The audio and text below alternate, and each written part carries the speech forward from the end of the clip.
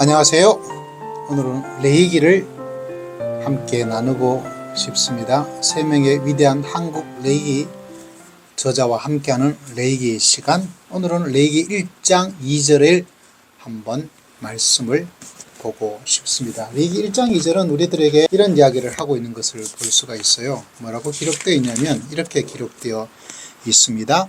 이스라엘 자손에게 말하여 이르라. 너희 중에 누구든지 여호와께 예물을 드리려거든 가축 중에서나 소나 양으로 예물을 드릴지니라 라고 이야기하고 있습니다.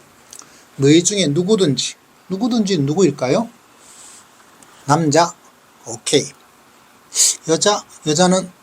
여자도 오케이. 그러면 유대인이 아닌 이방인은 아닌 것 같은데 아닙니다. 성경 다른 데를 연구해 보면 누구든지에는 남자, 여자, 이방인 이렇게 다 포함되어 있는 것을 볼 수가 있어요. 예물을 드리려거든, 모든 건 자원입니다.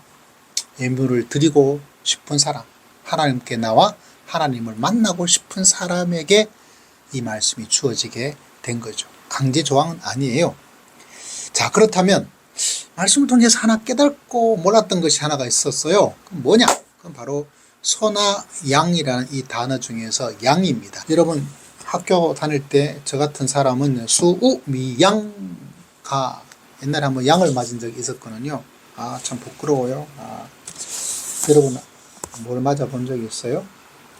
이 양이란 단어가 어떻게 되어 있는 히브리어냐면 쫀이라고 되어 있어요. 쫀.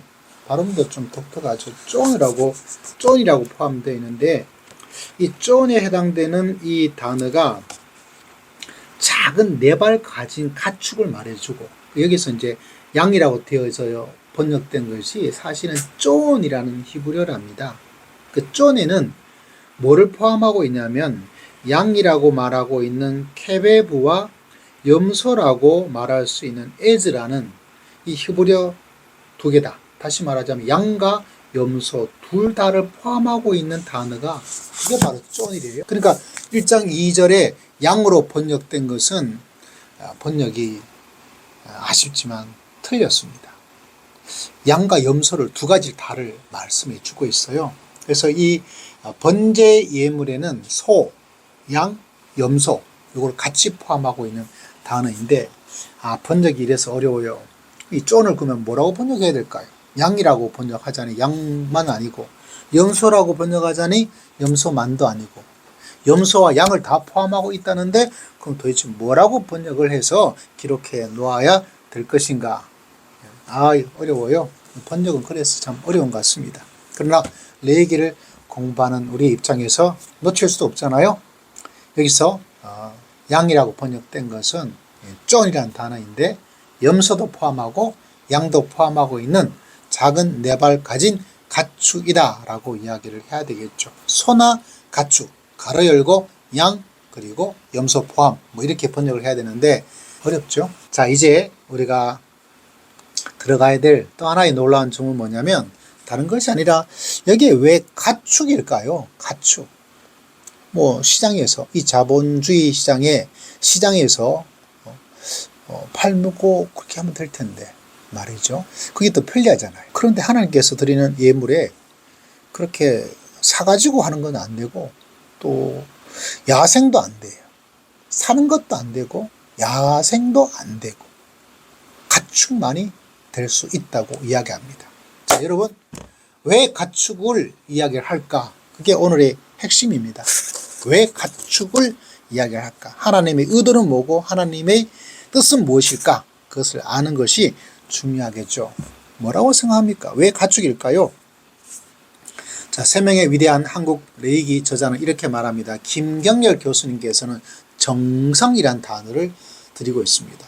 집에서 키우려면 진짜 정성이 많이 들어가거든요. 소 키워본 적 있습니까? 소는 누가 키워요? 소 키우면 제가 어릴 때 소를 키웠는데요.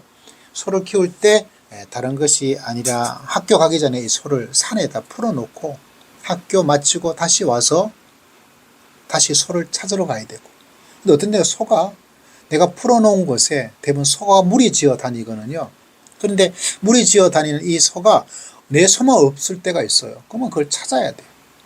그러니까 아침에 소를 또 저녁에 데리고 와야 되고, 길을 잃어버리면 찾아야 되고, 겨울에는 요물을 또 끓여서 해야 되고, 뭐 유대가 똑같은 문화적 어떤 요소는 아니겠지만 어떻게나 정성이 참 많이 들어가요. 정성이 진짜 많이 들어갑니다. 그래서 이 가축, 집에서 기르는 소, 염소, 그 다음에 소, 양, 이런 정성의 어떤 이야기를 하기 위해서 야생, 시장 사는 것 아니고 반드시 가축, 집에서 기르던 것으로 라고 이야기를 하고 있습니다. 정성의 문제죠. 자, 그 다음에 김근주 교수님은 조금 접근이 달라요. 정성을 이야기하고 있지 않은 건 아니에요. 정성을 포함하는데 다른 것이 아니라 가축이기 때문에 쉽게 구할 수 있는 것. 가축이니까 쉽게 구할 수 있잖아요. 희귀한 것 아니다. 만약 희귀한 것이었으면 자기의 재력을 과시하는, 김근주 교수님의 레이기를 보는 관점이 바로 이런 점이죠. 누구든지, 그리고 쉽게, 평등과 이런 어떤 것들을 좀 강조하는 그런 색깔을 가지고 있다는 사실입니다. 이런 말도 했습니다. 사유재산으로 가축이다. 야, 굉장히 현시대적 단어죠. 가축은 사유재산인데 남의 것으로 하나님께 드릴 수 없고 내 정성과 수고가 들어가는 것으로 하나님께 드려야 된다. 아니면 그건 안 되는 것이다 라고 이야기를 하고 있습니다. 여기도 정성이라는 단어가 들어가 있는 것을 볼 수가 있어요. 자, 그런 면에서 세 번째, 레이기 신학자, 레이기 교수님이었던 박철원 교수님은 조금 표현이 좀 아카데믹합니다. 아카데믹. 왜 가축인가? 대속적 죽음과 밀접하게 연관되어 있기 때문이다. 대속적 죽음, 우리를 위해서 죄를 속해주는 것, 그것이 바로 번제에 포함되어 있는 속죄에 대한 의미가 되겠죠. 근데 그것이 내가 직접 정성을 다해서 키운, 박철원 교수님께서는 이렇게 좀 아카데미컬하게 이야기를 하시네요. 아주 고상하게. 한번 들어보시겠어요? 가축일 때 그 감정적 강도와 의미가 더 강화된다.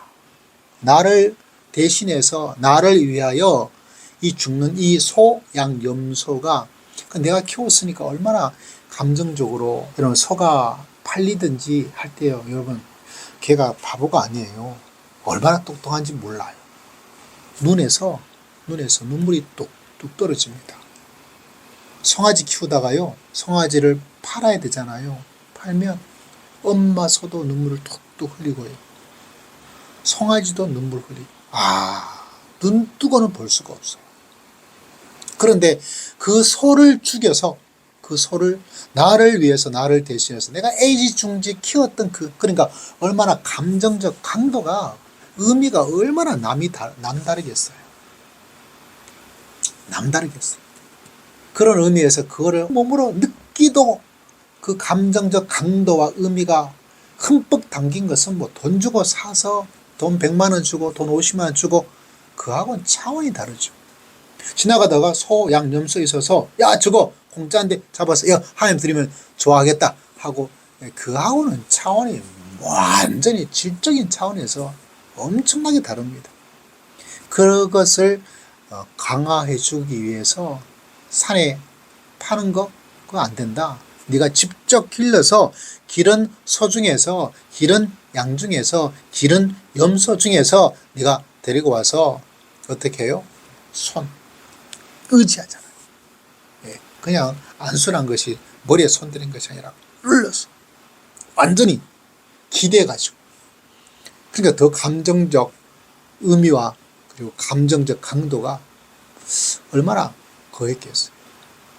그 소가 불쌍해서도 그렇고 네가 나의 죄를 그걸 생각하면 좀 감정이 많은 사람은 눈물을 흘렸겠죠.